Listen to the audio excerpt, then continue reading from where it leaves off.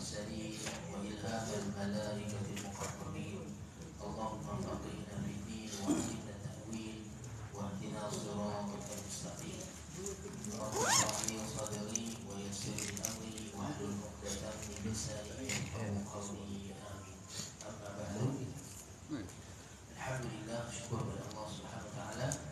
Pada pagi ini dengan izin Allah kita dapat bersama-sama menyambung pengajian kita di dalam Dewan Surau ini pada awal tahun baru ini. Alhamdulillah, syukur kepada Allah Subhanahu Wa Taala yang beri taufik kepada kita dapat terus mengaji ataupun menuntut ilmu dia. Sebab kerana fadilat kelebihan menuntut ilmu ini sangat besar di sisi Allah Subhanahu Wa Taala. Jadi kita mengharapkan sentiasa Allah Ta'ala beri taufik kemudahan bagi kita di atas jalan ilmu. Sebab menuntut ilmu ni jihad fi sabilillah. Sebab kita dituntut untuk menegakkan syariat jihad fi sabilillah. Sebab kita dituntut untuk menegakkan syariat Allah SWT dalam diri kita, keluarga kita, hatta dalam masyarakat seluruhnya. Dan syariat tersebut mustahil kita dapat tegakkan kalau kita pun tak tahu apa dia, apa yang dituntut dalam syariat kita ni, ataupun apa yang diwahyukan oleh Allah SWT kepada Nabi Muhammad SAW. Jadi sebab itulah wajib kita menuntut ilmu syariat Allah Ta'ala supaya kita dapat melaksanakannya dalam diri kita dengan keadaan yang betul, ataupun kehendak Allah Ta'ala yang tepat menepati kehendak Allah SWT. Itu Allah Ta'ala menjadikan kelebihan-kelebihan majlis ilmu ni, kelebihan yang fadilat yang banyak sangat. Jadi moga-moga kita terus menuntut ilmu Allah SWT ni tanpa ada kata ni lah, kira menuntut ilmu ni dia tak ada habis lah. Walaupun boleh jadi kita belajar degree, habisnya boleh dapat degree atau PhD dan tu dapat sijil, tapi ketika kita menuntut ilmu Allah SWT dia tak ada habis dia. Sampailah kita wafat dijumpa dengan Allah SWT, barulah kita rehatlah insyaAllah. Tak ada dah kerja-kerja, bebanan, tugasan-tugasan yang Allah Ta'ala beri pada kita tu habis dah selesai. Dan semoga kalau kita meninggal dengan keadaan menuntut ilmu, Allah Ta'ala tulis kita di kalangan orang yang syahid, kerana dia adalah jihad fi sabilillah. Tapi bagi syahid akhirat lah. Syahid akhirat ni maksud dia kedudukan dia sebab sebenarnya orang yang syahid. Tapi kat dunia kenalah mandi jenazah, kenalah apa, kafankan seperti biasa kan, bukan syahid. Jadi itulah yang dikatakan bahawa moga Allah Ta'ala terus memudahkan bagi kita jalan ilmu ni seperti jalan yang sangat mulia, insyaAllah. Dan kita dalam majlis kita ni pembacaan kitab hadis karangan Al-Imam An-Nawawi rahimahullah ta'ala, kitab Riyadhus Shalihin, yang mana Imam An-Nawawi sebut pada mukadimah awal kitab ni, beliau menghimpunkan hadis-hadis yang menjadi motivasi kepada kita untuk jadi benar-benar hamba Allah SWT yang menuju kepada dia. Dan kita maklum bahawa sebagai manusia ni, kita ni lupa. Kita ni insan dalam bahasa Arab sebenarnya, bahasa Melayu itu bukan insan, manusia. Dekat dengan insan tu dengan nisyan. Nisyan maksudnya lupa. Sebab tu di sana ada riwayat Sayyidina Abdullah bin Abbas, dikata dinamakan manusia itu insan sebab dia nisyan, dia diberi amanah Allah Ta'ala, betul dia lupa. Jadi sebab tu lupa dia insan, dekat dengan perkataan lupa iaitu nisyan. Jadi bila dah kata sifat kita pelupa, maka perlukan peringatan. Manusia semua sifat pelupa, bukan Melayu mudah lupa sahaja. Tak kisah bangsa mana pun, nama di manusia itu lupa. Jadi sebab tu perlukan peringatan. Allah SWT mengutuskan para rasul untuk memberi peringatan. Para rasul dipanggil sebagai Basyirun wa Nadhirun, yang memberi kabar gembira dan juga memberi ancaman dan beri peringatan. Kabar gembira sebab sebenarnya manusia di atas dunia ni, kalau dah dia tengok keliling dia, kita akan lihat kita sebagai manusia terpaut hati kita pada setiap benda. Kita kenal benda ni, mesti kita akan sayang benda tu. Hatta kucing ni pun, tak lagi manusia. Kalau kita kenal manusia kita akan sayang benda mereka. Di mana dia sebutkan tadi, kata kucing, kalau kita dah mula orang baik yang kucing tu, kita mula sayang pada dia. Tapi apa yang pasti, satu-satu yang kita sayang ni akan tinggal kita. Jadi manusia akan selepas sayang ni berpisah, dia akan tinggalkan satu rasa yang sangat menyakitkan dalam diri. Jadi kalau kita fikir kita pun akan tinggalkan dunia ni begitu saja. Jadi manusia dalam keadaan yang sangat kesedihan, sangat ketakutan dan juga keresahan. Jadi Nabi datang, Rasul datang, Allah Ta'ala utuskan bagi tahu kabar gembira bahawa kita tidak akan berpisah selama-lamanya. Kita akan bertemu balik. Dan dia di kampung asal kita, itu syurga Allah SWT. Tetapi apa yang perlu kita buat untuk pastikan hal keadaan kita di dunia ni di atas jalan yang Allah Ta'ala ridai, semoga-moga Allah Ta'ala kembalikan kita ke kampung asal kita, iaitu syurga Allah Ta'ala, dan kita dapat bertemu balik orang kita sayang. Jadi ini kalau gembira. Bayangkan kalau benda ni tak ada, benda ni kita tak tahu. Saya manusia semua dalam hidup dan dunia ni keadaan yang ketakutan, keadaan yang kerisauan. Sebab apa yang pasti dilihat, seorang di rumah, orang dikasihi akan tinggalkan dia. Bayangkan kalau tak ada akhirat, tak ada syurga. Jadi para Rasul datang dengan khabar gembira, ada syurga. Kamu takkan berpisah selama-lamanya sebenarnya. Kamu akan bertemu kali. Ini khabar gembira. Tapi di sana ada juga peringatan ancaman. Jangan buat kezaliman, jangan buat maksiat, jangan buat sekian, sebab Allah mencatat setiap amalan kamu dan kamu akan dibangkitkan dan akan dihitung segala amalan kamu. Jadi dia pun ancaman juga. Sebab itu yang menyampaikan kepada kita khabar gembira ni dan juga ancaman dan juga peringatan ni, Rasul dipanggil Bashirun wa Nadhirun. Jadi sepatutnya sangat kita sebagai manusia untuk dengar kata-kata Nabi SAW dan tak dengar kata-kata utusan Allah yang menyampaikan kepada Allah SWT pada kita perkara yang kita tak dapat tahu melainkan dengan wahyu, tak dapat capai semata-mata dengan pengamatan dengan fikiran kita. Perlukan wahyu sebab itu benda yang baik. Hari akhirat kita tak tahu, syurga neraka kita tak tahu, melainkan dengan pengkhabaran daripada Allah SWT kepada Rasulnya, dan Rasulnya sampai kepada kita. Sebab itu Imam Nawawi kata, bukankah itu perkara paling penting sekali untuk kita tahu, iaitu hadis Nabi SAW, kata-kata Nabi yang Nabi SAW sampaikan kepada Allah dan beritahu kepada kita apa yang perlu kita buat sebenarnya di dunia ni, apakah keadaan kita di akhirat kelak, dan kita perlukan persiapan untuk sampai ke akhirat.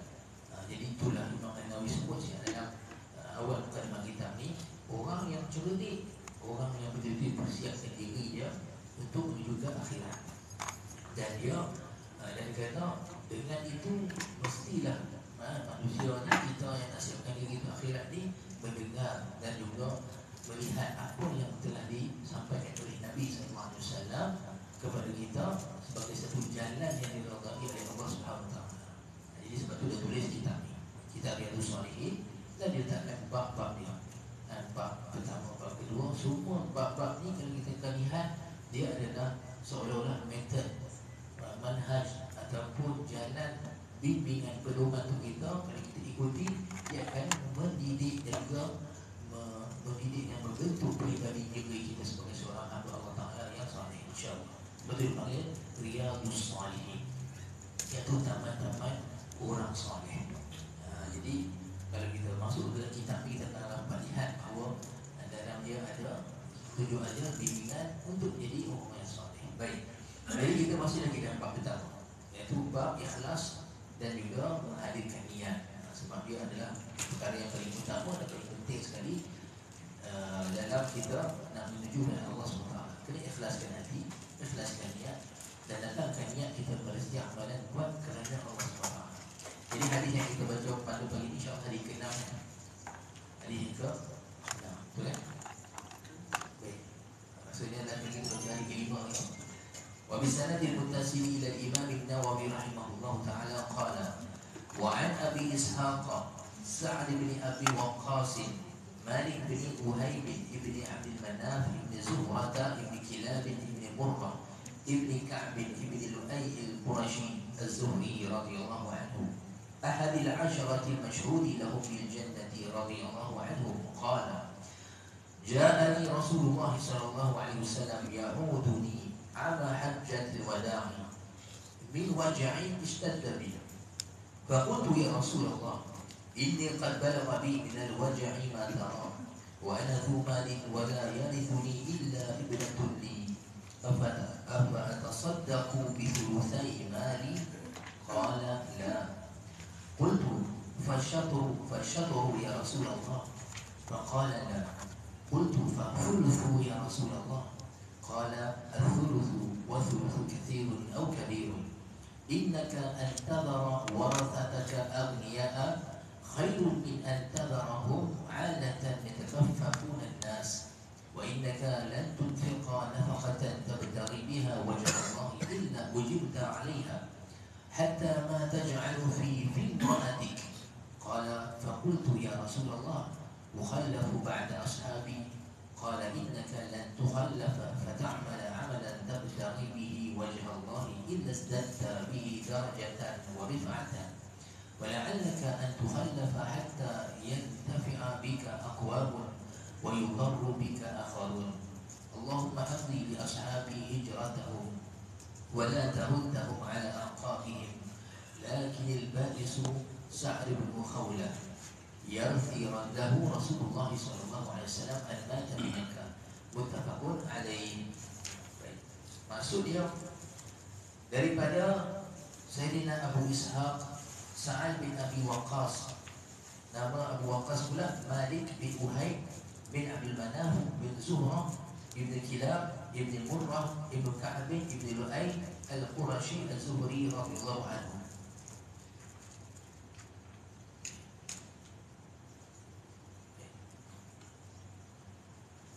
Salah seorang daripada 10 sahabat yang disaksikan mereka ini dijanjikan akan syurga Allah Subhanahu wa taala. Sebelum saya turunkan hadis ni, kalau kita lihat Imam An-Nawawi, dia sebut perawi hadis ni. Yang ni dalam ilmu hadis dipanggil perawi rawi a'la, perawi tertinggi sekali. Apa maksud perawi? Perawi ni maksudnya orang yang mendengar sesuatu kata-kata, kemudian dia sampaikan statement kata-kata tersebut kepada orang selepas dia, siapa-siapalah. Jadi kalau bukan dalam bahasa yang ini dipanggil rawi dalam bahasa Arab. Kemudian kita nak juga dalam menceritakan, kita pun boleh kata perawi. Asal perawi rawi dalam bahasa Arab, rawi. Rawi ini dia dengar satu kata-kata. Jadi Nabi SAW adalah utusan Allah.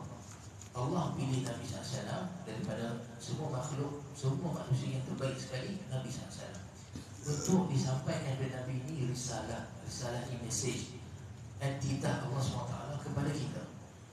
Dan Nabi SAW diamanahkan untuk menyampaikan kepada kita syariat Allah SWT. Jadi para sahabat yang memang beriman kepada Rasulullah, yang menyaksikan bahawa ini betul utusan Allah. Jadi apa para sahabat boleh buat? Dengar dan perhati perbuatan Nabi SAW dan dengar kata-kata Nabi SAW. Sebab apa sahaja perbuatan Nabi, kata-kata Nabi, dia adalah menunjukkan syariat Allah kepada Allah SWT. Sebab itulah para sahabat sangat observe, sangat memperhatikan Nabi SAW. Sekecil-kecil perbuatan Nabi dia perhati. Langkah kaki Nabi masuk kaki mana dia perhati. Cara Nabi sikat rambut dia perhati. Semua benar. Sebab segenap perbuatan Nabi SAW tu, kalau kita buat, ia mengundang cinta Allah SWT. Seperti mana firman Allah SWT, "Qul in kuntum tuhibbunallaha fattabi'uni yuhibbukumullah." Katakan wahai Muhammad, sekiranya kamu semua cinta kepada Allah, maka ikutlah aku. Allah perintahkan kepada Muhammad untuk kata kepada kita semua, kalau kamu semua nak sayang Allah Ta'ala, ikut aku. Dan saya Allah akan cinta mereka. Jadi sebab itulah para sahabat, mereka orang pilihan, generasi yang paling menyaksikan bahawa ini sungguh-sungguhnya Rasulullah. Dengan lihat mukjizat Nabi-Nya, keajaiban Nabi SAW, dan lihat betapa cantiknya Rasulullah SAW sampaikan para sahabat mereka. Pernah tengok seseorang yang lebih cantik daripada Nabi SAW. Dan situ sajalah sudah ajaibnya. Seperti mana kata-kata Sayyidina Abu Hurairah radhiyallahu anhu, kata bahawa itu syai'an ahsana min Rasulillah SAW, ka'anna syamsa tajri ala wajhihi. Aku tak kata tengok sesuatu yang lebih cantik, lebih elok daripada Nabi SAW. Seolah matahari bersinar di hadapan muka Nabi SAW. Hari ini orang buat video TikTok, saya ada pasang lampu depan bulan, nak bagi muka glow, bersinar. Padahal muka kadang gelap, tapi nak kata sebab keluar video buat lampu, jadi bersinar muka sebab kena suruh lampu. Tapi Abu Hurairah kata, Muka Nabi SAW ni bukan seolah lampu subuh, seolah matahari depan muka Nabi. Itu bercahaya saja. Jadi benda seperti ini buat para sahabat pun dah kata, memang ni bukan manusia biasa. Dan apatah lagi mereka Sayyidina Anas bin Malik dengan ibunya Ummu Sulaim. Apa ni? Bila Nabi SAW tidur tengah hari di rumah beliau, apa dia buat? Waktu tengah hari panas, waktu kailula, kipas tak ada, aircon lagi dah tak ada. Jadi Nabi berpeluh. Apa dia buat? Dia pun ambil kayu dan ambil peluh Nabi SAW dalam botol. Sampai datang Nabi sedar, kata, apa buat apa ni? Kami jadikan minyak wangi wahai Rasulullah. Sebab peluh Nabi berwangi. Sampai yang para sahabat kata, kalau Nabi ada satu tempat, kalau Nabi beredar, kami pergi tempat tersebut, kami akan tahu Nabi benar dekat sini. Sebab apa? Tinggal bau wangi, bau Nabi Muhammad SAW. Jadi terlalu banyak nak cerita tentang khasais, ciri-ciri istimewa yang ada pada Nabi SAW yang tak ada pada manusia biasa. Jadi kat situ pun ada jadi bukti kepada sahabat bahawa ini bukan manusia biasa. Ini pilihan Allah. Apatah lagi mukjizat-mukjizat yang memang manusia terlibat. Berlaku pada Nabi SAW. Nabi panggil pokok mai. Nabi SAW apa ni? Asal bersandarkan batang pokok kurma yang sebenarnya pokok tu dah mati dah, batang kurma. Nabi naik atas mimbar, tiba-tiba sahabat satu masjid dengar dia riau. Batang pokok tu riau sebab Nabi SAW tinggalkan dia. Macam kita ada anak yang dia bayar ekor kita pergi mana-mana, nak tiba kita tinggalkan dia, Ustaz, dia tengok tak ada orang dia riau. Wah kan, seolah macam tu batang pokok ni. Sampai Nabi SAW naik pula ke batang pokok tu, Nabi peluk, Nabi pujuk. Hadis dalam Bukhari, sampai terseduh sedar pokok tu, batang pokok tu. Sampai para sahabat kata tiada seorang kat masjid, mereka semua bernangis tengok sebab batang pokok pun terseduh sedar dengan Nabi SAW. Terlalu banyak mukjizat sehingga kan bulan dibelah oleh Nabi SAW. Bulan terbelah ni Allah Ta'ala cerita sebuah Al-Quran. Yang pada rabati sa'atu wa syaqqal qamar. Telah dekat hari kiamat, bulan tu telah terbelah. Nampak? Bulan telah terbelah dengan nasbah bayangkan. Maksudnya ini satu statement besar. Kalau sekiranya ada orang betul-betul nak tinggalkan Islam, dia kata, wish, dia kata, ya betul, dia kata, orang Islam kata bulan tu belah. Itu kita kata betul. Quran semua. Kita tulis ragu-ragu Quran. Cuma apa orang tak percaya, apa pergi tengok Quran. Tengok betul-betul. Kita sebab dia satu dakwaan besar. Tapi sampai hari tak siapa nak tahu kesyabaran ni. Sebab apa? Sebab siapa orang tak, semua tahu bahawa ia betul. Satu benda yang betul. Jadi bayangkan terlalu banyak dalil bukti bahawa Muhammad ini memang utusan Allah, bukan orang biasa. Sampai kan ulama sendiri himpun kita hadis berjilid-jilid. Imam Al-Baihaqi himpun hadis sampai 5 jilid hadis tentang dalil Nabi Muhammad sememangnya utusan Allah. Terlalu banyak ayat keluarkan celakakan Nabi SAW, sampaikan ratusan orang yang habis bayangkan ayat Nabi SAW. Makanan yang Nabi SAW duduk tak habis-habis, bertambah-bertambah, macam-macam dalil. Jadi bayangkan tuan-tuan, generasi yang nampak depan mata mereka Nabi SAW ni. Ada ragu tak pada mereka bahawa ini utusan Allah? Tak ada. Nampak tak? Yang beriman dengan Nabi betul-betul kenal Nabi. Kita jauh sikit lah, terlalu jauh lah boleh jadi. Sebab kita tak nampak Nabi. Kita kenal Nabi melalui pembacaan saja. Dengan kita nak baca kitab dan bukunya lah, kadang-kadang dalam alian dengan susahnya, dengan banyak benda yang berattract kita macam-macam. Jadi bayangkan sahabat duduk dengan Nabi dan mereka hidup suasana bersama Rasulullah SAW.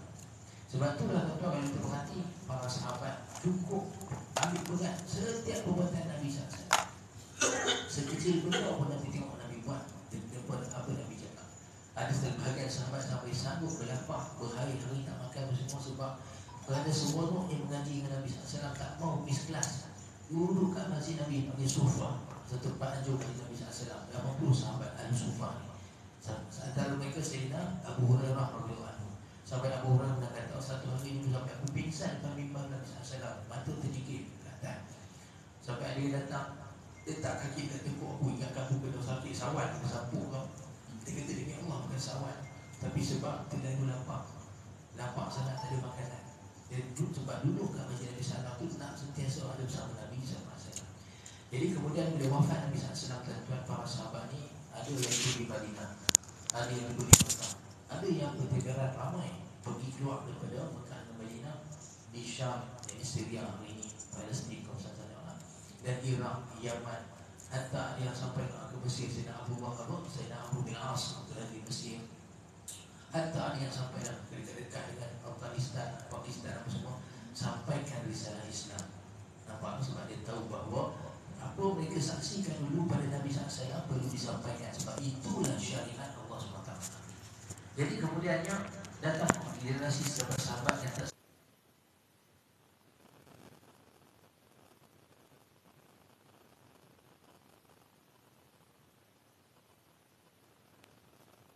dia pun miss, tak ada jumpa Nabi. Ada yang hidup zaman Nabi tapi tak sempat jumpa Nabi sebab duduk jauh. Ada yang duduk Yaman tak sempat jumpa Rasulullah. Ada sahabat, ada seorang tu namanya As-Sunabihi, dia nak pergi jumpa Nabi SAW. Sampai tengah jalan tiba-tiba nampak ada seorang tu tengah muka sedih menangis. Dia kata, siapa? Dia kata, tak ada cerita ke apa dia? Rasulullah meninggal. Allah, bayangkan tu, aku ni sebenarnya pergi Madinah jumpa Rasulullah kan, nak jumpa Rasulullah, tapi Rasulullah dah meninggal. Tak sempat, sikit je. Kalau di awal sikit nescaya dia jadi sahabat, tapi dia tak ada jadi sahabat. Tapi dia tak memutuskan semangat dia untuk terus menuntut ilmu dengan para sahabat. Duduk dekat Madinah, belajar dengan Sayyidina Mu'adh bin Jabal, belajar dengan para sahabat lain, sehingga dia jadi salah seorang ulama besar tabi'in, iaitu As-Sunabihi. Nampak? Cuma tuan-tuan, apa yang saya nak sebutkan sini, begitu nak sebutkan bahawa penting juga di sisi kita untuk kenal sahabat, sebab mereka lah yang meriwayatkan segala hadis Nabi SAW ataupun perbuatan Nabi SAW. Nampak no? Dan mereka ni orang yang terpilih. Allah pilih mereka untuk menjadi pembantu Nabi, sahabat Nabi yang bersama berjuang, mengorbankan segala-galanya demi Islam, demi Rasulullah SAW. Betul penting untuk mengetahui sahabat Nabi, terutamanya dalam pengajian hadis, sebab mereka ni yang dipanggil sebagai ar-rawi al-a'la, perawi yang tertinggi sekali dalam sanad hadis Nabi SAW. Jadi sebab itulah Imam An-Nawawi dalam kitab ni, kalau ada perawi yang baru, yang penting pula di satu sahabat yang sangat penting untuk kita ketahui, jadi dia cerita panjang nama dia. Sebenarnya sahabat ni yang meriwayatkan hadis ni Sayyidina Sa'ad bin Abi Waqqas. Kata-kata kita kenal Sa'ad bin Abi Waqqas radhiyallahu anhu. Tapi tengok Imam Nawawi, dia datangkan nama dia panjang supaya kita kenal lebih. Nama beliau sebenarnya Abu Ishaq. Abu Ishaq ni bapa Ishaq, dan nama dia Sa'ad bin Abi Waqqas. Ayah dia Abu Waqqas, dan nama ayah sebenarnya Malik bin Uhayb bin Abdul Manaf bin Zuhrah. Sampai kat Zuhrah ni bersambung dengan keturunan mak Nabi SAW. Jadi sampai kat Zuhrah ni sambung dengan keturunan ibu Rasulullah SAW. Mak Nabi SAW Aminah binti Wahab, mak dia Aminah binti Wahab bin Abdul Manaf bin Zuhrah. Sampai ke Abdul Manaf maksud dia. Kalau kita tengok nama dia Sa'ad bin Abu Waqqas bin Abi Waqqas bin Uhayb bin Abdul Manaf. Jadi dekat Abdul Manaf ni bertemu keturunan ibu Rasulullah sallallahu alaihi wasallam. Nampak no? Bin Zuhrah bin Kilab. Adapun Kilab sini bertemu kat keturunan Nabi SAW belah ayah. Sebab Nabi SAW Muhammad bin Abdullah bin Abdul Muttalib bin Hashim bin Abdul Manaf bin Qusay bin Hakim bin Murrah bin Ka'ab. Hakim tu Kilab yang saya sebut tadi. Jadi bertemu dekat Nabi SAW dekat Kilab. Nampak no? Sebab tu disebutkan sini bahawa sahabat ni pun mereka sebenarnya daripada rumpun, setengah sahabat daripada ahli Mekah, mereka sebenarnya daripada rumpun yang sama dengan Nabi SAW. Jadi nak tengok dekat ataupun jauh sahabat ni. Antara sahabat yang memang betul-betul dekat dengan Nabi SAW macam Sayyidina Ali bin Abi Talib, ialah kan sebab sepupu Nabi sendiri. Sayyidina Abdullah bin Abbas, sepupu Nabi sendiri. Sayyidina Abbas bagi Nabi. Tapi ada sahabat macam Sayyidina Uthman dekat sikit, sebab bertemu kat Abdul Manaf. Tapi Sayyidina Abu Bakar jauh sikit, bertemu dekat Taim bin Murrah, dekat Murrah. Macam itulah. Baik, kita orang Melayu sebab memang bukan budaya kita hafal keturunan, tu kita rasa pening sikit, no? Saya sendiri pun bila belajar macam ni, belajar hadis, kita kena belajar keturunan apa semua ni, baru perasan penting untuk kita tahu. Kata-kata susah hari ni nak kaji balik. Tapi bila saya baca-baca kaji, rupanya sebenarnya satu masa dulu orang Melayu kita sebenarnya jaga keturunan. Tapi selepas zaman penjajahan, sejarah kita, benda-benda macam ni cuba ditutup supaya kita tak tahu sebenarnya siapa asalnya. Kita pun ni orang Melayu, kita pun tak tahu misteri main pada mana sebenarnya orang Melayu ni. Jadi macam-macam teori main kan, kita pun tak tahu. Jadi tak apalah, tapi asal dia penting untuk kita tahu. Darah kita, DNA kita ni main mana sebenarnya belah Arab ke belah mana ke. Baik. Bin Murrah bin Ka'ab bin Lu'ay al-Qurashi. Bin Lu'ay bin Kilab bin Murrah bin Ka'ab bin Lu'ay bin Ghalib bin Fihir asalnya Quraisy. Az-Zuhri disebut pada Zuhrah tadi. Kalau kita jumpa sahabat dia sebut Az-Zuhri, maksud dia daripada keturunan Bani Zuhrah, ayah kepada Abdul Manaf tadi. Kemudian Imam An-Nawawi kata ahadul asyaratil masyhudi lahum bil jannah. Beliau adalah salah seorang sahabat 10 yang dijanjikan syurga. InsyaAllah semua sahabat ahli syurga, tuan-tuan, perempuan semua ahli syurga. Allah Ta'ala redha pada mereka. Allah Ta'ala sendiri pilih mereka sebagai sahabat Nabi SAW. Tetapi di kalangan sahabat ada maratib, ada martabatnya, ada yang lebih, ada lebih daripada yang lain. Jadi sahabat yang paling mulia, tuan-tuan, pertama sekali siapa dia? Khulafa yang 4, Khulafa ar-Rashidin, khalifah yang 4, yang mana ikut tertib dia di sisi kita ahli sunnah wal jamaah. Sayyidina Abu Bakar Siddiq, kemudian Sayyidina Umar bin Khattab, kemudian Sayyidina Uthman bin Affan, kemudian Sayyidina Ali bin Abi Talib karramallahu wajhahu. Jadi 4 ni yang paling mulia selepas Rasulullah SAW. Wajib kita mencintai mereka. Jadi tak kenal tak cinta. Jadi sebab tu nak kena kenal mereka. Mesti kita cintai mereka ni. Mereka orang yang paling banyak berkorban untuk Nabi SAW. Kan? Sayyidina Abu Bakar, yang nama beliau sebenarnya adalah Abdullah bin Abi Quhafah. Abu Quhafah sebenarnya namanya Uthman. Jadi kalau ikutkan nama Sayyidina Abu Bakar yang betulnya Abdullah bin Uthman. Abu Bakar tu gelarannya. Sayyidina Umar bin Khattab, lepas tu Sayyidina Uthman bin Affan. Sayyidina Abu Bakar pak mentua Nabi, sebab anak dia Sayyidatina Aisyah, isteri Nabi SAW. Sayyidina Umar pun sama juga pak mentua Nabi, sebab anaknya Hafsah kahwin dengan Nabi SAW. Sayyidina Uthman menantu Nabi. Dua anak Nabi SAW kahwin dengan Sayyidina Uthman, iaitu Ummu Kulthum dengan Ruqayyah. Dan yang keempat, Sayyidina Ali pun menantu Nabi SAW, yang kahwin dengan puteri Nabi yang paling Nabi kasihi, iaitu Sayyidatuna Fatimah radhiyallahu anha. Nampak?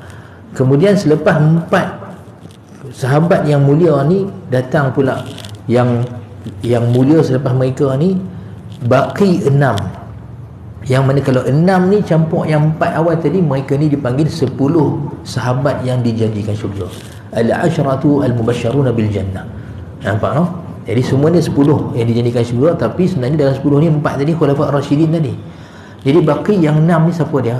Ni salah seorang dia, Sayyidina Sa'ad bin Abi Waqqas radhiyallahu anhu. Ni pemanah Nabi SAW, terkenal dengan kecekapan dia memanah. Dalam peperangan Uhud sampaikan dia 3 panah yang sama dia boleh attack 3 orang. Dia boleh recycle panah yang sama tu, attack 3 orang. Kalau dia panah tu memang tepat. Jadi masa peperangan Uhud tu, kisah yang panjang, saya pun nak ringkaskan saja. Nabi SAW dalam keadaan yang sangat getir, sebab musuh memang attack Nabi SAW. Jadi ada beberapa sahabat yang betul-betul dekat dengan Nabi. Mereka ni lah yang jadi pelindung Nabi SAW. Antara Sayyidina Talhah bin Ubaidillah, Sayyidina Zubair bin Awam, dan Sayyidina Sa'ad bin Abi Waqqas. Sayyidina Sa'ad masa tu dia tugas dia ambil panah yang ada, dia panah. Tapi yang paling dahsyat antara ni Sayyidina Talhah bin Ubaidillah, sebab dia tu sendiri, jadi dia tu adalah shield Nabi. Dia sambut panah ke apa semua nak kena ke Nabi dengan badan dia, tangan dia, sampai tangan dia kena tetap dengan pedang, putus jari dia, jari 4 dia putus, dan tangan dia tu lumpuh. Dalam keadaan luka parah apa semua tu, dia siap sujud depan Nabi SAW untuk jadikan badan dia tangga. Nabi nak panjat batu untuk beritahu pada umat Islam bahawa Nabi masih hidup. Sebab sebelum tu umat Islam dah hilang motivasi, sebab seorang lelaki Quraisy dah berjaya, dia bunuh Sayyidina Mus'ab bin Umair, dan diingatkan dia bunuh Rasulullah. Jadi dia pergi jerit, dia kata inna Muhammadan qad qutil, Muhammad dah kena bunuh. Bila dengar kata-kata ni, para sahabat yang pegang pedang ni terlepas, lutut tak rasa, mata tak nampak, gelap. Bayangkanlah orang yang paling kita sayang, kita bayangkan orang paling sayang, bayangkan siapa, tiba-tiba dapat khabar kata meninggal, dalam keadaan yang kita tak ready nak dengar khabar tu. Jadi semua dalam keadaan yang hilang sekejap. Masa tu jadi celaku. Tu yang sebenarnya sebab utama apa kekalahan umat Islam ketika tu. Nampak no? Jadi perlu Nabi segera untuk bagi tahu kepada umat Islam, sebenarnya Rasulullah hidup lagi. Nabi ada dekat atas bukit Gunung Uhud masa tu. Jadi Nabi nak bagi tahu Rasulullah hidup lagi. Jadi Nabi nak panjat satu batu. Tapi Nabi SAW sebelum tu dah jatuh dalam perangkap. Lutut Nabi sakit. Dan Nabi kena tetap kat belah topi Nabi SAW tu, topi besi. Jadi termasuk 2 relung besi kat pipi Nabi SAW. Macam-macam Nabi kena masa tu. Jadi Nabi nak panjat pula batu tu, Nabi tak larat sebab Nabi pakai dua baju perisai besi berat. Masa tu Sayyidina Talha yang dah luka parah, yang memang teruk sangat masa tu, dia boleh pula offer untuk badan dia pijak oleh Nabi SAW jadi tangga. Masa tu Nabi kata wajabat Talha, syurga telah wajib bagi Talha. Ni kisah dia, sebab Nabi kata mereka ni 10 dijadikan syurga sebab Nabi sebut pada 10 ni syurga betul-betul mereka. Talha dalam syurga, Zubair dalam syurga, Sa'ad dalam syurga. Nabi kata begitu sekali. Jadi mereka ni yang paling mulia sekali selepas Rasulullah SAW. Jadi 10 yang mulia ni selepas 4, Sa'ad bin Abi Waqqas perawi hadis ni, Sayyidina Talha bin Ubaidillah tadi, Sayyidina Zubair bin Awam, lepas tu Sayyidina Abdul Rahman bin Auf yang awal masuk Islam, yang banyak membelanjakan harta dia ke jalan Allah Ta'ala. Kemudiannya Sayyidina Abu Ubaidah bin Jarrah, Sayyidina Abu Ubaidah bin Jarrah yang pada peperangan Uhud, dialah yang gigit besi yang melekat kat pipi Nabi SAW tu, sebab besi tu dia tersusuk masuk sampai ke tulang kat pipi sini, dipanggil Wijnah. Sayyidina Abu Bakar sebelum tu dia nak cuba tarik dengan jari dia, tapi maklum benda besi nak tarik dengan jari dengan licin-licin, dia akan menyakitkan lagi Nabi SAW. Jadi bila Sayyidina Abu Ubaidah nampak Sayyidina Abu Bakar nak buat tu, dia terus kata, dengan nama Allah aku mohon kau jangan buat, bagikan aku yang buat. Jadi Sayyidina Abu Bakar kata, kau dah bersumpah dengan nama Allah Ta'ala, baik sila buat. Jadi apa Sayyidina Abu Ubaidah buat? Dia tahu nak cabutkan jari tak berjaya sebab tangan kita licin dan juga besi tu masuk dalam. Jadi dia gigit kacip dengan dia punya gigi depan ni sekuat-kuatnya dengan kemah-kemah dia, lepas tu dia sentak, tarik kuat-kuatnya. Tapi nak kata kuatnya tusukan tadi tu, gigi dia luruh. Dia tarik tu sampai tangan gigi dia kuat sungguh. Lepas tu ada satu lagi besi, kotlah gigi dah hilang sebelah. Kata okey, seorang lain tolong buat pula. Tak, dia seorang juga nak buat. Dia nak buat sebelah lagi. Jadi dia tarik lagi satu lagi dengan gigi satu lagi duk ada ni. Tarik itu sampai patah gigi dah. Hilang 2 batang gigi demi Nabi SAW. Sampai ke Sayyidina Abu Bakar kata, orang yang paling cantik tak ada 2 gigi adalah Sayyidina Abu Ubaidah bin Jarrah. Dia tak ada 2 gigi depan, tapi dia kata elok, nampak elok, cantik. Sebab 2 gigi ni hilang kerana Nabi SAW. Dia pun salah seorang yang Nabi SAW kata dalam syurga. Dan dia pun salah seorang yang Nabi SAW kata dalam syurga. Dan yang terakhir sekali, kisah Sa'ad bin Abi Waqqas ni, beliau menceritakan bahawa Nabi telah datang pada aku. Nabi datang ziarah aku sakit pada tahun Haji Wada'. Haji Wada' ni tahun terakhir Nabi SAW. Selepas haji tu, tak lama lepas tu Nabi mula sakit. Kemudian Nabi wafat pada tahun tersebut. Sebab tu dia panggil Haji Wada', haji selamat tinggal. Sebab hatta dalam ibadah haji tersebut Nabi khutbah, dan dalam khutbah Nabi tu para sahabat ni kata seolah-olah khutbah Nabi nak meninggalkan kita. Semua para sahabat dengan khutbah tu semua menangis, semua tutup muka, badan menggeletar. Sebab apa? Kata-kata Nabi macam Nabi dah nak pergi dah. Semua sedih sangat kan?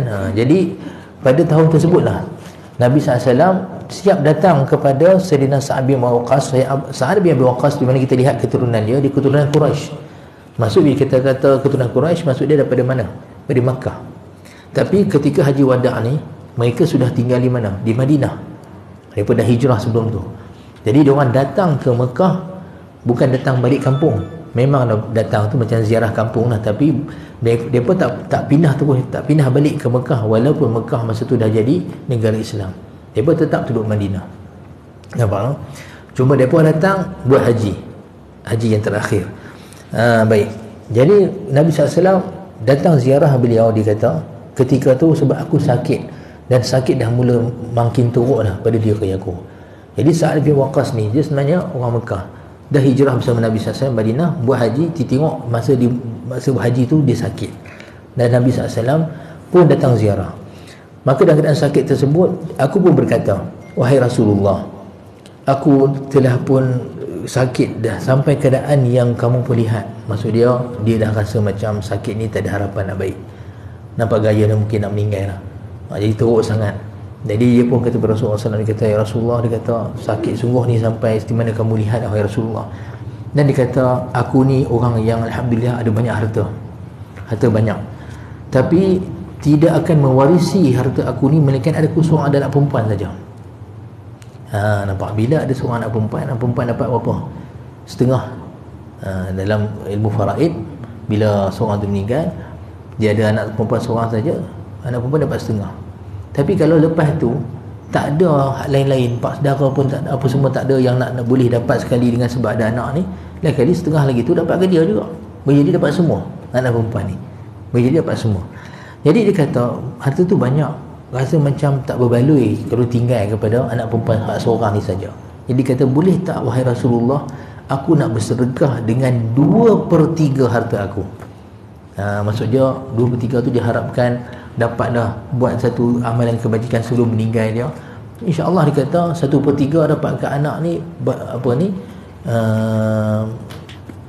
yang ni banyak untuk dia. Tapi Nabi kata apa? La, tak boleh. Kemudian dia pun kata, kalau begitu separuh hai Rasulullah, aku nak wasiatkan separuh untuk sedekah. Nabi kata, la, tidak boleh. Kemudian dia kata, kalau begitu 1/3 boleh tak Rasulullah? Nabi kata, ya, 1/3. Tapi al-thuluthu kathir atau kabir. Tapi 1/3 itu pun banyak ataupun besar sebenarnya untuk kamu tinggal wasiatkan bagi sedekah. Kat sini ada satu hukum fiqah tuan-tuan, iaitu seseorang berhak sebelum dia meninggal untuk tulis wasiat, untuk tinggalkan untuk sedekah harta nak bagi dekat macam contohnya sekolah pondok ke, sekolah tahfiz ke, masjid ke, ikutlah apa benda yang dia niatkan, yang bagi sebagai wasiat. Tetapi tidak boleh lebih daripada 1/3 saja daripada harta yang ditinggalkan. Dan wasiat tak dapat ditunaikan lebih daripada 1/3. 1/3 boleh, itu pun Nabi kata 1/3 ni banyak untuk diwasiatkan. Sebab sebenarnya bila seorang tu bila meninggal saja, maka dia telah terputus hubungan ataupun pemilikan harta dia. Terus secara automatically dia menjadi harta terus secara paksa, bukan kata pilihan. Memang terus jadi harta siapa? Pewaris. Bukan maksudnya pewaris macam boleh bincang-bincang kata tak apalah, tak baik ikut faraid lah, kita bagi separuh-separuh. Tak, lagi memang harta dia lah. Nampak tak? Benda ni selalu berlaku dah dalam masyarakat kita. Kadang-kadang kita faham. Jadi mana boleh nego-nego harta orang? Boleh tak saya kata Tuan Haji Nazri, nanti restoran tu separuh bagi kat saya? Boleh. Mana boleh, sebab tu Tuan Haji Nazri punya. Contohnya, mana boleh kita nego orang punya harta untuk bagi pada kita, bagi pada orang lain? Tak boleh kan, kalau sekarang masih hidup ni. Jadi begitu juga sebenarnya bila orang tu dah meninggal, maka pewaris dapat terus automatically pembahagian tu dah ada dah, memang dia punya. Nampak tak? Melainkan macam kita, kalau kita macam tak nak satu harta kita kata yang ni aku nak bagi pada orang, itu hak dia. Nak bagi pada adik-beradik ke, kawan ke, itu suka hati dia. Nampak tak? Jadi sebab itulah bila lebih pada 1/3 wasiat, sebenarnya dah masuk hak pewaris yang lain, itu dia punya dah. Baik, jadi kat sini Nabi SAW nak beritahu wasiat 1/3 sahaja harta, itu pun banyak. Kemudian Nabi SAW beritahu, innaka antadhara warathataka aghniya'a khairun min antadharahum alatan yatakaffafuna an-nas. Kamu kalau tinggalkan wahai Sa'ad, anak-anak kamu, pewaris-pewaris kamu dalam keadaan yang kaya. Kaya sini bukan maksudnya mewah, kaya ni maksudnya cukup, mereka ada kecukupan. Dan lebih baik kamu tinggalkan mereka tu cukup daripada kamu meninggalkan mereka tu dalam keadaan alatan maksudnya miskin, yang terpaksa pula minta dan cari harta tentang lain. Yatakaffafuna an-nas, hantarkan mereka nanti takut terpaksa minta pada orang. Itu tak elok. Biar sebenarnya hakikat je, kalau kita nak bersedekah, hak sedekah lebih aula adalah orang yang kita tanggung. Itu lebih hak. Sekali dia mengharapkan pahala kan, Sayyidina Sa'ad bin Waqqas. Tapi kena ingat, kamu dalam keadaan memberi anak-anak kamu tu yang kecukupan, itu lebih baik. Lebih baik daripada kamu fikir atas sedekah sekian. Baik. Kemudiannya Nabi kata, wa innaka lan tunfiqa nafaqatan tabtaghi biha wajh Allah illa ujirta 'alaiha. Dan ingat, tadi kamu nak dapatkan nafkah, nak sedekah tadi kerana Allah Taala.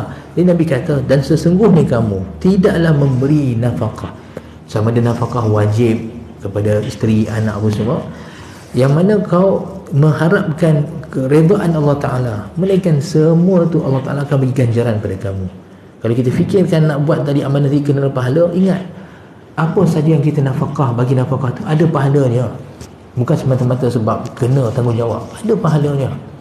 Malah kadang-kadang boleh jadi lebih besar pahala nafkah wajib ni daripada sedekah sunat. Lebih besar sebab dia wajib, dan benda wajib Allah Taala paling suka dari amalan yang kita buat. Tapi biasalah syaitan dia pandai, teknik dia nak kenakan kita. Kadang-kadang dia tak suruh kita buat terus maksiat, dia suruh buat kita amal. Pandai syaitan ni, kadang dia ajak kita buat amalan, tapi dia tipu kita dengan amalan. Dia bagi kita semangat buat amalan yang sunat, tapi satu masa dia meninggalkan wajib. Ni tak kena. Sebab tu dalam satu hadis Nabi SAW sebut, ahabbul a'mali ilallahi ba'dal fara'idhi idkhalus sururi ala muslim. Nabi kata, sebaik amalan yang paling Allah suka dan cintai selepas amalan fardu. Ingat, amalan fardu dulu, macam mana pun itu yang Allah Ta'ala paling suka kita laksanakan. Tapi selepas amalan fardu, amalan yang Allah Ta'ala suka apa dia?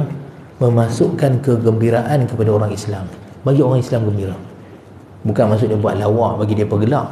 Maksud dia sini, kalau orang tu kita dapat tahu dia doa susah hati sebab ada masalah kewangan untuk anak sekolah apa semua, kita pakat-pakat bantu.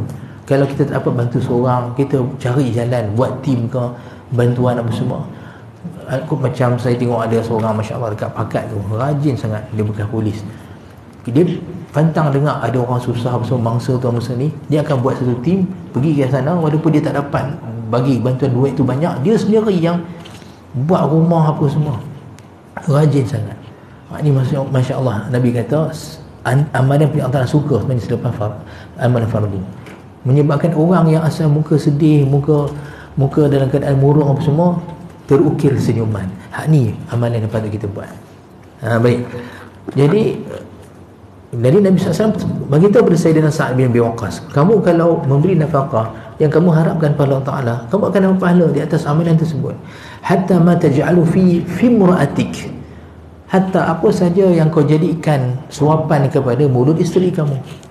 Maksudnya, kalau kita fikir kita ada isteri, memang nak kena bagi makan pada dia lah kan. Jadi jangan kita fikir benda tu hanya semata-mata tanggungjawab. Itu pun ada pahala. Beli nasi lemak pergi bagi makan, main-main makan sarapan ada nasi lemak, dapat pahala kan. Kita beli beras apa semua, walaupun tu memang tanggungjawab, tapi Allah Ta'ala tak sia-siakan amalan tersebut. Semua ada ganjaran dia di sisi Allah Ta'ala. Nampak? Dan kemudiannya aku pun berkata, wahai Rasulullah, apakah aku akan tertinggal selepas para sahabatku? Maksud dia, Sayyidina Sa'ad bin Waqqas ni sekarang dia dah mula risau, dia nampak sakit teruk kan, sakit, mungkin nak meninggal. Dan para sahabat ni pula datang dari Madinah buat haji, mereka bukan terus duduk kat Mekah, mereka akan balik ke Madinah. Jadi dia mula rasa sedih. Apakah aku akan tertinggal? Maksud dia, kalau aku meninggal meninggal kat Mekah pula kan, jadi aku tak dapat balik ke Madinah. Ataupun kalau aku sakit ni lambat pula baik, jadi mungkin takut Rasulullah dah balik dulu dengan sahabat, dia tertinggal. Tapi Nabi kata, qala la, innaka lan tukhallafa, kamu tidak akan tertinggal, dan malah kamu akan terus hidup, kamu buat amalan yang kau mengharapkan wajah Allah. Tidaklah engkau tertinggal, maksud dia terus hidup, dan kau buat amalan apa saja yang kau mengharapkan wajah Allah. Yang ni kau buat amalan kerana Allah, redha Allah. Tidaklah kau buat perkara tersebut melainkan akan bertambah darajat dan ketinggian. Jadi kat sini juga para ulama mengatakan bahawa sebenarnya ada fadilat kalau hidup panjang, sekiranya kita terus hidup panjang ni dalam keadaan amalan pada Allah SWT. Sebab itulah dalam satu hadis Nabi SAW tak bagi kita bercita-cita mati. Janganlah kadang-kadang kesempitan, kesusahan apa semua kata aku nak mati, tak larat ikut dunia ni kan, rasa lega kalau mati pun. Jangan tu lagu tu, Nabi tak bagi. la yatamannayanna ahadukumul mauta li dhurrin asabahu. Nabi kata janganlah sekali-kali pun seorang tu bercita-cita mati kerana semata-mata ada musibah, bencana yang menimpa dia. Apa pun ujian, jangan sampai rasa nak mati. Sabar, Nabi kata. Tapi Nabi kata wa idza kana labuda fa'ilan, tapi kalau sekiranya terdesak sampai tak ada cara lain melainkan mati juga nak kena. Maksud dia, para ulama kata kalau sekiranya musibah tu melibatkan agama, macam kadang-kadang ada na'udzubillahan macam kawan-kawan kita yang saudara kita dekat Uighur kena seksa apa semua, dipaksa murtad macam-macam apa semua, sampai dia pun takut, dia pun kata kalau macam ni baik-baik mati. Nabi kata kalau sampai peringkat macam ni, itu pun Nabi SAW berkata bukan cita-cita mati. Nabi SAW ajar satu doa ni. Nabi kata apa? Kalau sekiranya tak nak dekat macam tu, Nabi kata maka hendaklah dikata Allahumma ahihni ma kanatil hayatu khairul li wa amitni idza kana al-mautu khairun li. Ya Allah, hidupkanlah aku kalau sekiranya kehidupan tu masih baik untuk aku, tapi matikan aku sekiranya kematian tu lebih baik bagi aku. Maksudnya jangan dia buat keputusan, serahkan keputusan pada Allah. Sebab kita tak tahu sebenarnya, boleh jadi musibah kita hadapi ni sekejap je, tapi kita sabar-sabar, lepas tu rupanya Allah Ta'ala bagi jalan yang lebih baik untuk kita. Tapi kalau kita nak mati awal, rupanya kebaikan lepas tu kita dah hilang lah.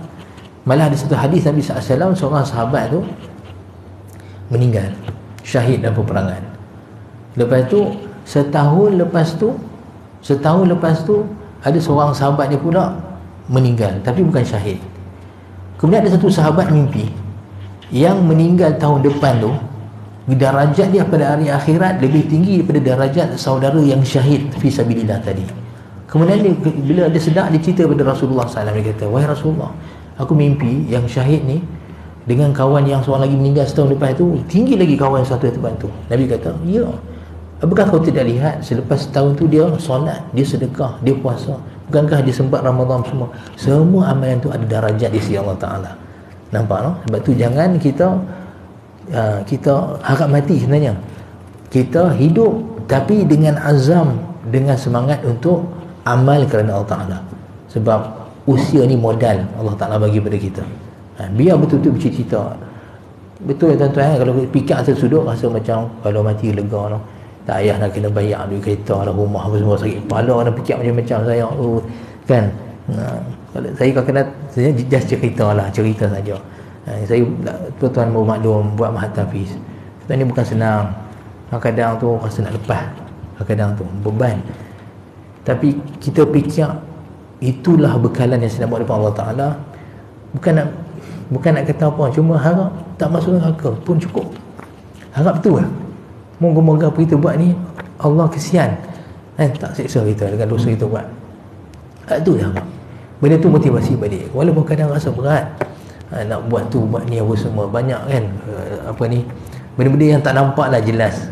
Kadang orang tak nampak apa yang kita buat, ataupun belanjaan yang hidden tersembunyi kan, kita terpaksa buat, tak senang. Tapi kalau fikir tak apalah, biarlah ya Allah, aku harap kalau kau panjangkan usia aku, tapi sentiasa dan taufik dapat khidmat agama ni. Kalau fikirnya tu kita harap hidup lama. Tapi kalau fikir susah memang nak mati sekarang rasa. Memang kata nak mati sekarang. Baik, tapi tak apa. Macam itulah Nabi SAW nak ajar pada kita.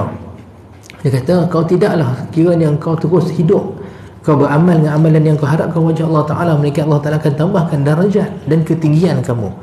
Dan Nabi SAW beritahu, dan boleh jadi wahai Sa'ad, kau akan terus hidup sehingga kan ada ramai kaum akan mendapat manfaat daripada kamu, dan di sana ada kaum yang akan mendapat mudarat daripada kamu. Yang ini antara khabar ghaib Nabi SAW beritahu kepada Sayyid Sa'ad, yang bahawa sebenarnya sakit ni dia tak mati. Dan nampak macam teruk nak meninggal lah, dia pun dah risau lah, tapi rupanya Nabi beritahu dah, tak, rupanya nanti dia sihat, dia hidup lama, hatta Sayyidina Sa'ad bin Abi Waqqas berjuang atas jalan Allah Ta'ala, dan banyak pembukaan kota-kota Islam dibuka oleh Sayyidina Sa'ad bin Abi Waqqas. Antaranya jatuh kerajaan Farsi pada zaman Sayyidina Umar pun juga dihadiri ataupun disertai peperangan tersebut oleh Sayyidina Sa'ad bin Abi Waqqas. Jadi dapat manfaat ramai, jadi ramai orang masuk Islam, dan musuh-musuh Islam tadi dapat mudarat, iaitu mereka gugur ataupun kalah dalam peperangan tersebut. Itu yang maksud Nabi SAW beritahu. Abu Yazid, kamu akan terus hidup sehingga kan ramai kaum yang dapat manfaat daripada kamu dan ada yang dapat mudarat daripada kamu. Kemudiannya Nabi SAW pun doa, Allahumma amdi li ashabi hijratahum wa la taruddahum ala aqabihim. Ya Allah, teruskanlah bagi sahabat-sahabat aku ini hijrah mereka, janganlah kembalikan mereka selepas kaligukan, wala taruddahum ala aqabihim, janganlah patahkan balik mereka di belakang tumit-tumit mereka. Maksudnya janganlah bagi mereka ni dah buat satu amalan tersebut, iaitu hijrah, mereka tak dapat teruskan hijrah tersebut. Hijrah ni amalan hakikat dia perintah Allah SWT, bukan melarikan diri seperti mana saya pernah sebutkan pada hadis yang pertama dulu kan. Jadi memahami bahawa sahabat berhijrah sebagai pelarian, larikan diri pada satu situasi, itu adalah satu kesalahan dalam memahami hijrah. Hijrah hakikat dia perintah Allah, yang mana sahabat telah terbukti 13 tahun di Mekah, apa mereka tak kena, macam-macam kena, mereka tetap sabar.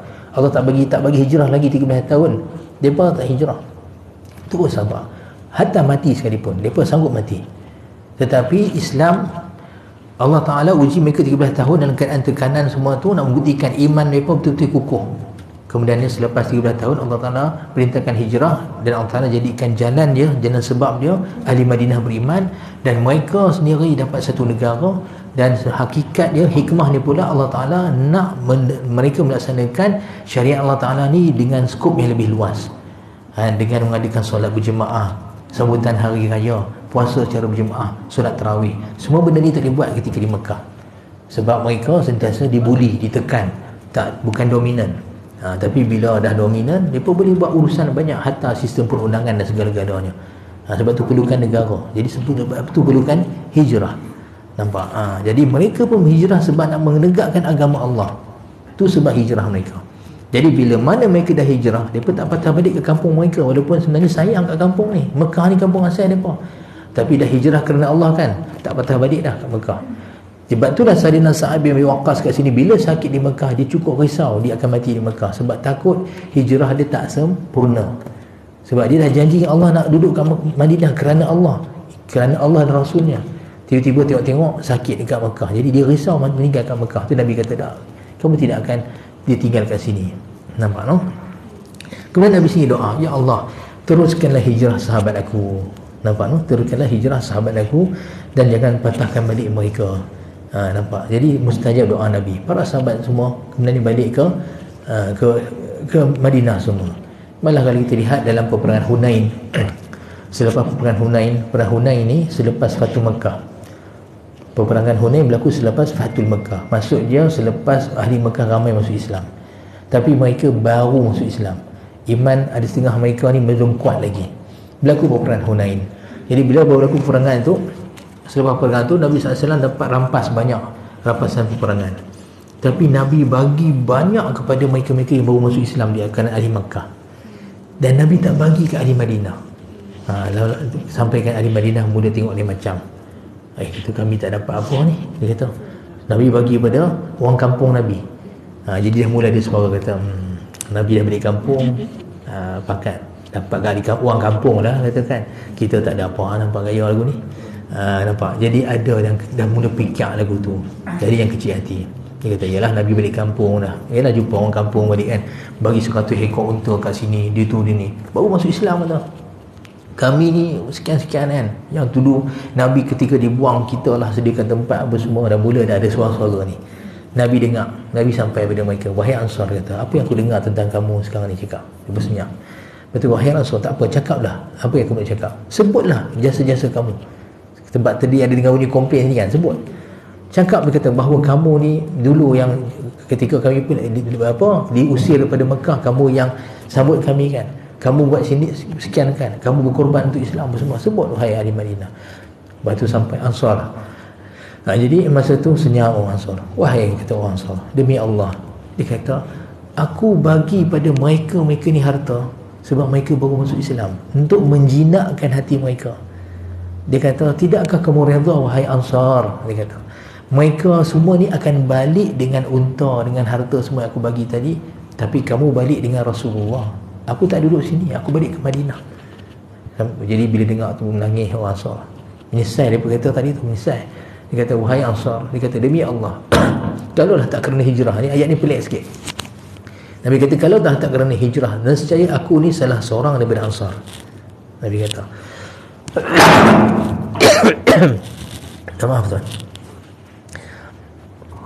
Wahai Ansar, Nabi kata, kalaulah sekiranya orang Ansar jalan pada satu jalan,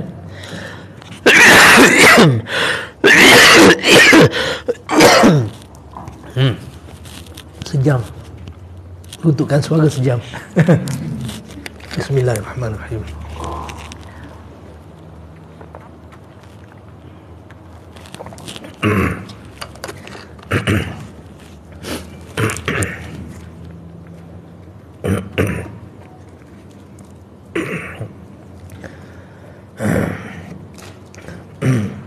Saya lepas ni tak boleh cakap lah.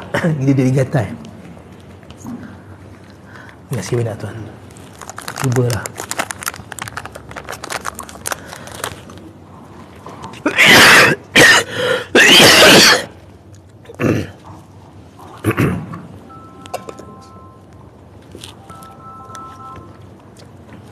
Baik.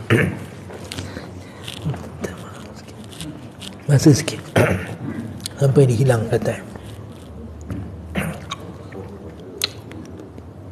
Dah berapa bulan dah saya macam ni tuan. Saya cakap sejam dia akan datang miang kat dekat saya. Berapa bulan dah.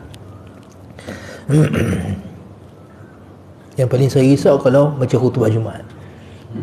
Kalau ceramah macam ni boleh saya stop sekejap. Biarlah khutbah macam mana. Dengan dari solat. Banyak kali juga tengah solat jadi imam. Baik. Bismillah. Baik, kemudian Nabi SAW beritahu, wahai Ansar, kalau sekiranya orang semua jalan satu lembah, tetapi orang Ansar jalan lembah sekian, dan aku akan ikut jalan lembah Abu Ansar.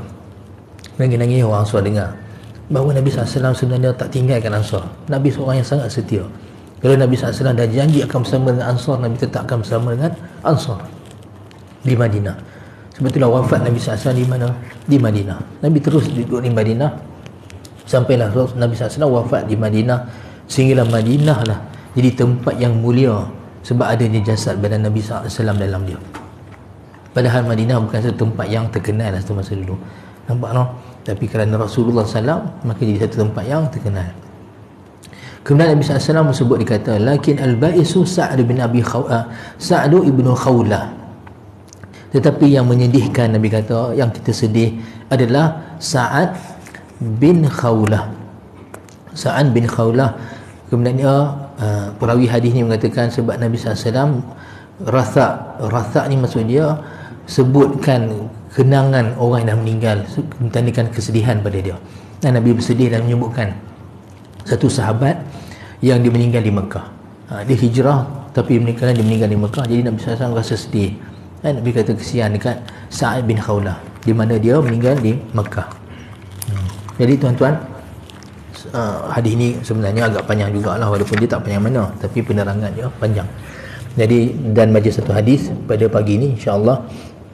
Yang pentingnya kalau kita lihat Imam Nawawi letakkan hadis ni dalam bab ikhlas dengan niat. Supaya kita ambil pengajaran betapa pertamanya ikhlasnya para sahabat dan dalam muamalan. Mereka beramalan apa-apa pun mereka seolah melihat amalan ni betul-betul satu yang nak present depan Allah.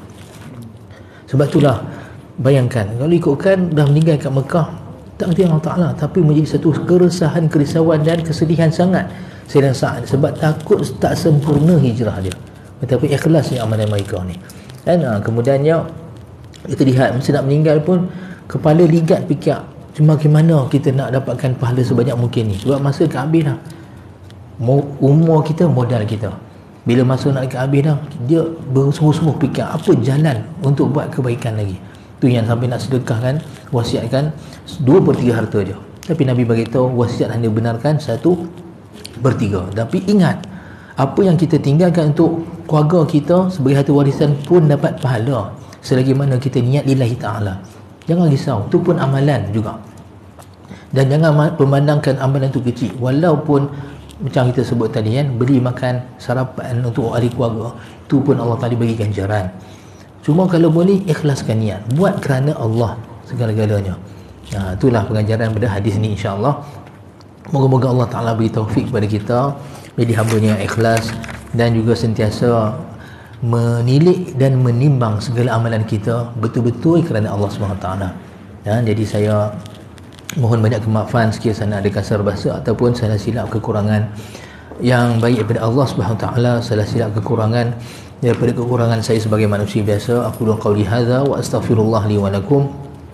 Allahumma alimna ma yanfa'una wanfa'na bima 'allamtana wa zidna 'ilma warzuqna fahma waftah 'alaina futuhal 'arifin. Allahumma waffiqna li tiba'i sunnati nabiyyika Muhammadin sallallahu alaihi wasallam zahiran wa batinan, qawlan wa fi'lan wa 'amalan.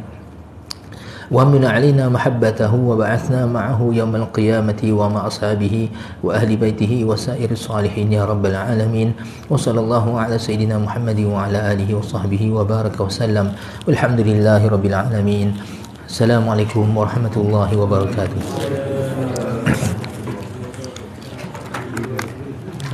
Rasa halia. Rasa halia. Terima kasih banyak. Apa tuan, saya ada juga nanti. Terima kasih banyak untuk